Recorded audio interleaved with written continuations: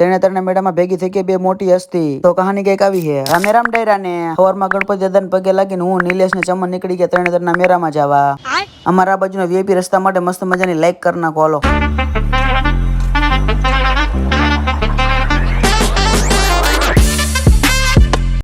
રસ્તામાં મસ્ત મજાનો પાણી પીવાનો કેમ્પ હોય તો પાણી પીધું ને ભાઈ. આ લોકો સેવા ભાઈ બહુ જોરદાર કરે છે. અને પછી ફાઇનલી પગી ગયા ત્રણે મેળામાં બીજું કઈ હોય કે ન હોય, રાધેશ્યામ ના ગુલા તો હોય જ.